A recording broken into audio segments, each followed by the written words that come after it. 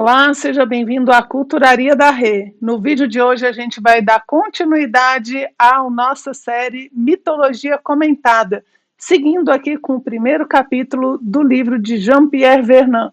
Fica aqui comigo que hoje você vai conhecer onde vieram as Erinhas, o Eros que a gente fala que é o Cupido, os gigantes, tudo isso vai acontecer nesse vídeo. De chegar a mais pessoas no YouTube. Deixe seu joinha, se inscreva no canal e ative o sininho. Toda semana tem vídeo novo por aqui. Agora, vamos para o nosso conteúdo. Seja bem-vindo aqui a mais um vídeo da nossa série Mitologia Comentada. A gente está vendo aqui este livro de Jean-Pierre Vernant, ok? E a gente está no primeiro capítulo. Vão ser 2 vídeos do mesmo capítulo, que é o início do universo. A gente viu no vídeo passado, no vídeo número 1, a gente viu o caos, viu Gaia, a gente foi até o momento em que Cronos vai castrar o seu pai, Uranus. E agora, então, a gente vai dar continuidade ao mesmo capítulo, ok? Falando justamente sobre a continuidade dessa história. O tema, o subtítulo aqui, né, o tópico é a Terra, o espaço e o céu. E aqui ele vai falar justamente do que acontece agora que Uranus se afastou de Gaia.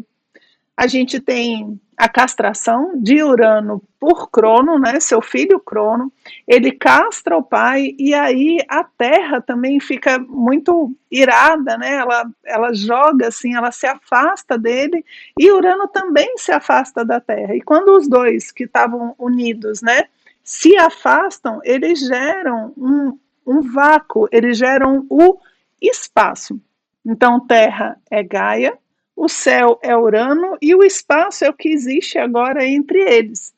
E é entre eles, é justamente nesse espaço gerado pelo afastamento de Urano que acontece a vida. Vernant fala, né, é onde os animais, os seres humanos vão ter a existência. Agora as coisas existem dentro do espaço. E aqui, gente, miticamente, o espaço, ele não é só assim, a gente imagina o espaço dessa sala, o espaço dessa casa, a gente imagina o espaço como um lugar fechado. Então eu falo, o espaço desse estúdio. Ai, gente, enfim, um estúdio para chamar de meu, né? Então, o espaço desse estúdio, eu, eu tenho a noção de espaço porque ele é um ambiente com 4 paredes.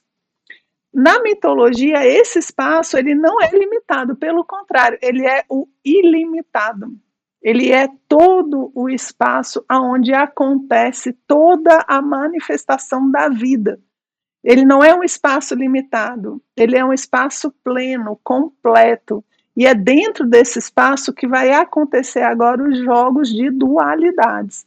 Quando a gente tinha o caos, a gente não tinha dualidade, mas agora eu tenho céu e terra e eu tenho esse espaço, onde as coisas agora vão começar a acontecer. Daí a importância justamente dessa parte da cosmogonia, né? A gente está vendo o início do cosmos, a gente está vendo o início do universo, justamente que surge do caos, ok?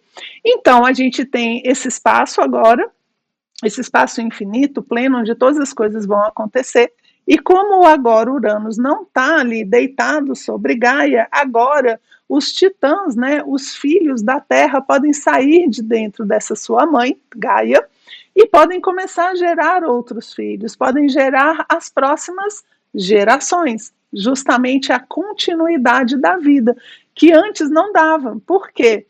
Porque os filhos de Gaia não saíam de dentro dela, então eles não podiam povoar esse espaço, porque ele ainda era inexistente. Mas agora os titãs começam a ter os seus filhos, fazer a sua genealogia, né? E a gente vai ter uma série de dualidades acontecendo de novo. Para a gente entender agora como esse espaço vai andar, porque na hora que a gente começa a falar que existe espaço, o que também vai existir? O tempo, né? Não é à toa que é Cronos que gera o afastamento de Urano. No afastamento de Urano eu gero espaço e agora eu gero também o tempo. E esse tempo cíclico que vai ocorrer, agora ele é alternância entre o dia e a noite. Ele não é mais um céu de Urano eternamente escuro. Ele agora é um céu, é uma noite de Nix e um dia dos filhos de Nix, que a gente vai dar uma olhadinha aqui, que vão fazer o quê? Vão alternar dentro desse espaço, ok? Então agora, dentro desse universo, a gente vai ter espaços fixos e espaços móveis, justamente, né? Para entender isso, a gente vai deixar um pouquinho aqui esse espaço de Urano e Gaia e vai agora para ver quais são os filhos, né, que continuam sendo gerados por Caos. Do Caos a gente já viu que nasce Gaia e Eros, né? De Gaia surge Urano. Mas existem outros filhos do Caos relacionados à noite. A gente até comentou um pouquinho deles, que é o Érebo e Nix. O Érebo é justamente a noite escura, a escuridão absoluta, a ausência total de qualquer tipo de luz e de iluminação. Ele é a escuridão pura, pura. E como o ser humano não conhece o absoluto, porque o ser humano é relativo, ele é um local onde os seres humanos nunca têm acesso, né? Por outro lado, nasce, além de Érebo, nasce Nix. Nix é a noite, só que ela não é esse absoluto de Érebo. Érebo não vai gerar tantos filhos quanto Nix. Nix tem muitas coisas dentro dela. E duas coisas que para a gente, nesse momento da criação do cosmos, são muito importantes, é a figura do éter e de Emery. São dois tipos de luz. Éter, o éter, ele é a luz plena, é a luz absoluta, é a luz que nunca vê a escuridão. E também, do mesmo jeito que o Érebo, a luz era a noite, né? A escuridão, desculpa, era a escuridão total, éter agora é a luz total, que o ser humano também não consegue perceber, porque o ser humano não trabalha com os absolutos. Qual é a luz que o ser humano tem? Emery, que é a luz do dia. Então, Emery e sua mãe, Nix, que é a noite, né? E a sua filha, que é a luz do dia, elas vão ficar agora trocando de lugar dentro desse espaço que foi gerado.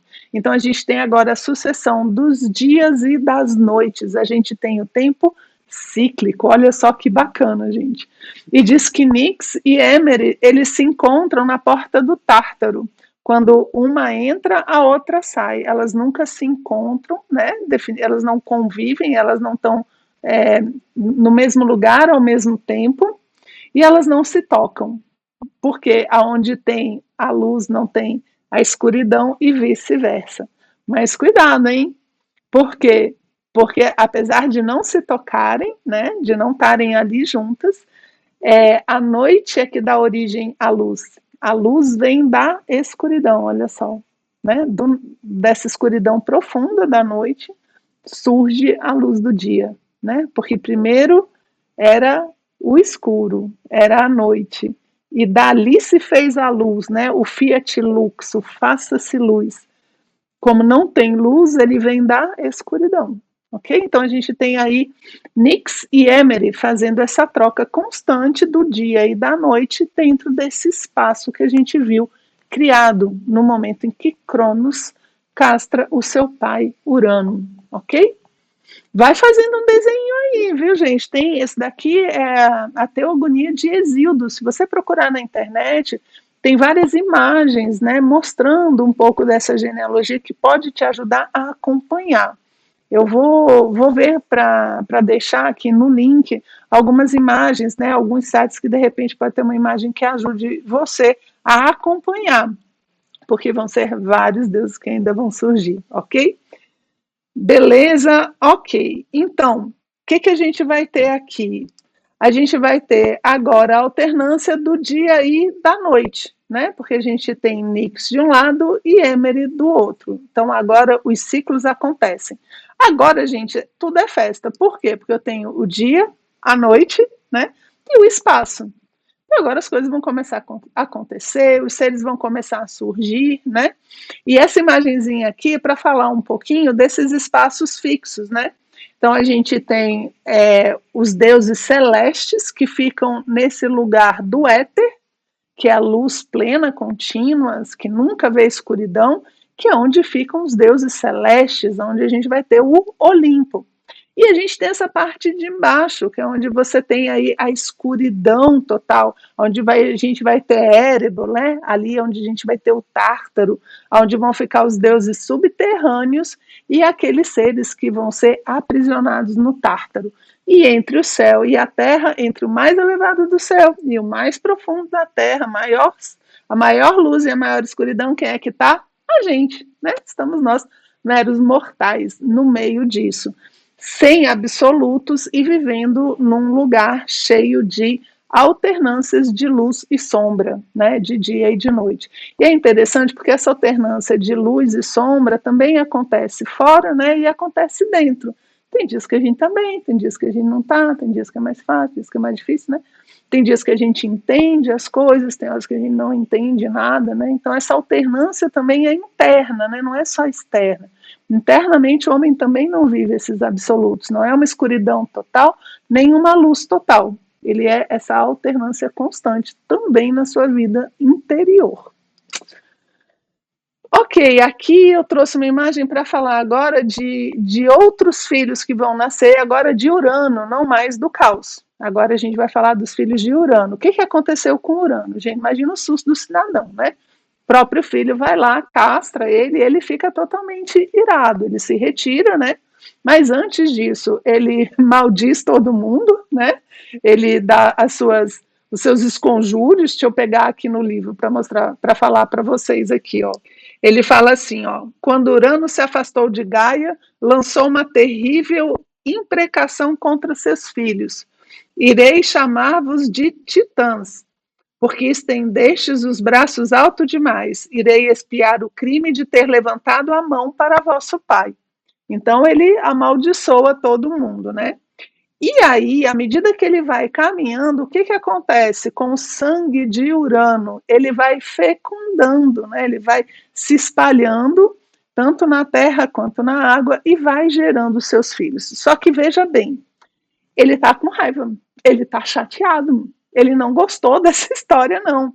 Então ele agora, tudo que vai surgir de Urano são coisas ruins relacionadas à vingança, relacionadas a você ser violento.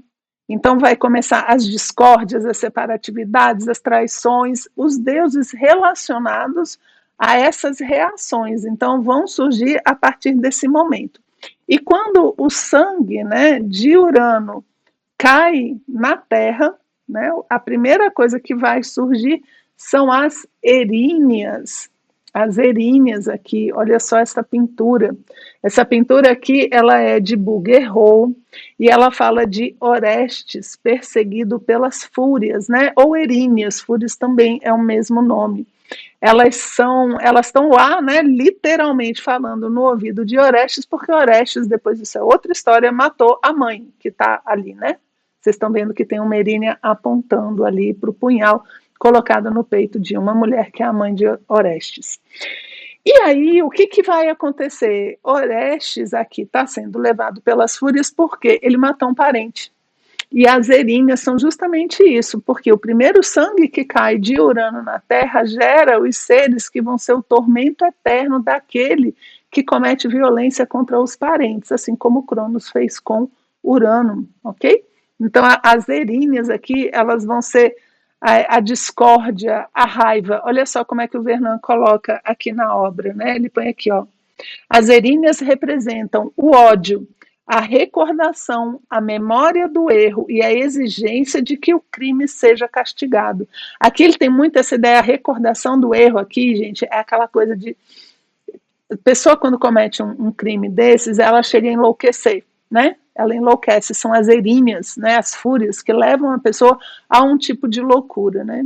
E essa pintura aqui, ela é bem interessante, porque você vê que o Orestes está chegando nesse limite aqui, né, nessa representação. Então, as Erinhas, né, as Fúrias, são terríveis e são o primeiro ser que nasce do sangue de Urano. Quem mais, Renata, surge do sangue de Urano? Também vão surgir os gigantes e as Melíades, que são as ninfas dos freixos. Freixos é essa plantinha aqui, ó, tá? Essa árvore. Ela parece lá os negócios do Senhor dos Anéis, né? Aquelas árvores que mexem. Parece, não parece, não. Por que eu botei a imagem dela? Porque o gigante aqui, eu só achei imagens de cíclopes, né?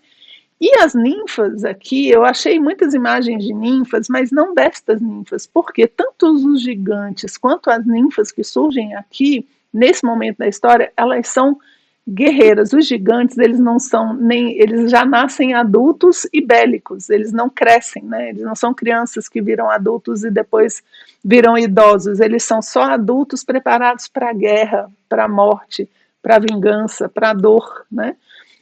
Lembra da situação de Uranus, né, que está gerando isso tudo. E as ninfas dos freixos, elas também não são gente boa, não. Então a gente normalmente tem as imagens das ninfas muito fofinhas, né? E aqui elas são guerreiras, e o Vernon ainda coloca assim, são guerreiras que gostam dos massacres. Eu não achei imagem, achei melhor não colocar nada aqui, tá bom?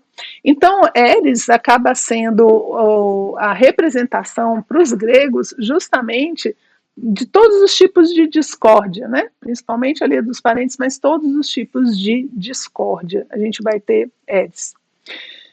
E aí, o que acontece? A gente gerou 3 seres, então, relacionados a essa vingança, né? Relacionados a essa raiva, a rancores. E agora, isso porque o sangue de Urano caiu na Terra.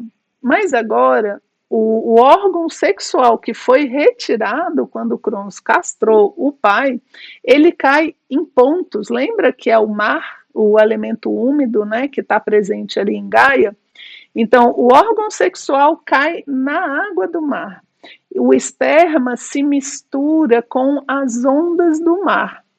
E dessa espuma, então, fecundada por Urano, surge Afrodite, a deusa do amor, ok? Ela surge, então, das águas de Ponto, ela vai andando numa concha, segundo Hesíodo, né? E aqui a representação que Botticelli faz nessa imagem maravilhosa, diga-se de passagem, que eu vou deixar o card aqui para vocês, que a gente tem um vídeo explicando todo o simbolismo aqui dessa obra de Botticelli, né, meu queridinho Botticelli. Então ela vai, né, andando ali, passando, navegando pelas ondas, digamos assim, até a ilha de Chipre, que é a ilha dela. Então na ilha de Chipre ela desce e começa a caminhar pelas areias, e à medida que ela vai caminhando nas areias, então das suas pegadas, desse rastro que ela vai deixando, surgem dois seres, que vão ser Eros e Ímeros, que é o amor e o desejo. Agora você já percebeu que esse Eros aqui, né, que surge, ele não é o Eros que a gente falou no vídeo anterior, que é o Eros primordial, esse amor que une todas as coisas. Aqui ele está falando de um Eros já mais esse cupido, né, já mais parecido com um erótico, com o amor sensual, tanto que ele nasce junto com o Ímeros, que é o desejo. É o amor e o desejo. Agora, esse amor de Eros é interessante, por quê? Porque ele quer unir. O primeiro Eros, ele surge do caos. As coisas ainda não existem, né? Ainda não tem essa dualidade que nem a gente está começando até agora, né? De diversos seres. Aqui, esse amor Eros, agora ele quer unir as dualidades da manifestação. Ele vai unir coisas diferentes. Então, por isso que ele é associado a esse amor romântico entre os casais, porque ele une duas pessoas. E essas duas pessoas, quando se unem, formam um terceiro. Você pode imaginar um terceiro como um filho, né? Uma terceira figura que é uma continuidade deles, e você também pode imaginar a união de dois para formar um terceiro ente, que é uma família, por exemplo, um casal, né? Um casal é muito mais do que duas pessoas juntas. O casal tem muito mais do que isso, né? Se você é um casal, você sabe disso. É muito mais do que duas pessoas que estão ali uma do lado da outra. É um outro ente que surge a partir desses dois. Esse é o Eros, né, que junta as coisas. Por isso que na representação das mitologias, aqui que a gente vai ver, né, várias aqui, tem várias no canal, você tem tanto o Eros, esse mais velho, né, do início do cosmos, é mais difícil da gente encontrar, mas a gente tem vários níveis de Eros menino, né, a gente tem vários níveis de Eros Cupido, tem Eros e Psique, que ele já é um pouquinho mais velho, às vezes ele é um pouco mais consciente, às vezes é mais brincalhão, né, por quê? Porque Eros é essa união, e ela pode acontecer tanto a nível sensual, né, união dos corpos, quanto a nível de união das ideias, né, das pessoas que sonham os mesmos sonhos, também é uma união de Eros, que junta esses opostos. Então aqui eu tenho Eros e Ímeros. E agora é interessante, Vernon coloca a seguinte interpretação. Nesse momento aqui, a gente agora tem a Erínia, né, que são os filhos de Uranus, que são os vingativos da discórdia, da violência, do massacre e da vingança. E você tem, por outro lado, os filhos ali de Afrodite, né, o amor que quer unir as coisas. E você tem agora, então, dois lados que vão brigar entre eles. Agora a gente vai começar, segundo Vernon, a partir para uma outra parte da nossa história. Desses filhos de Urano, a gente vai ter uma necessidade agora de procurar quem vai ser soberano nesse universo manifestado. Então, a primeira etapa que ele coloca é a do caos, aonde surgem as coisas. E aí você, quando surgem as coisas do caos, a gente está falando de uma mitologia que fala da cosmogonia, da cosmogênese, do início do cosmos. São perguntas profundas, né? O que é o caos? De que é feito o universo? O sentido da existência toda? São perguntas feitas lá no início do cosmos. Depois que a gente passa para essa geração, né, de seres, a gente já nasceu um monte de gente aqui, né? Já dá para fazer uma bagunça. Essa bagunça, essa briga, digamos assim, que eles têm, eles vão ter que trabalhar agora para gerar uma harmonia. O que ele fala para a gente? Eu tenho vários seres, aí eu tenho as forças de separação, que são as da vingança, as eríneas, os gigantes, as ninfas, né, dos freixos, e eu tenho as forças de união ali, né, que é justamente Eros, o amor, Afrodite e tal. E aí eu começo a ter uma briga, eu começo a ter uma disputa entre esses dois lados. Só que essa disputa agora, qual vai ser a pergunta? Essa segunda fase, quem vai ganhar, quem vai conseguir estabelecer uma harmonia no cosmos? Quem vai ser o soberano do universo que foi criado? Essa é uma segunda pergunta. E essa é uma segunda fase. E a gente vai responder ela, então, com os próximos eventos que vão vir, que vão acontecer. E que a gente vai ver, então, no nosso próximo vídeo, ok? A gente passa para o próximo capítulo do nosso livro. Espero que você tenha gostado, acompanhe, faça suas anotações e a gente se vê no próximo vídeo.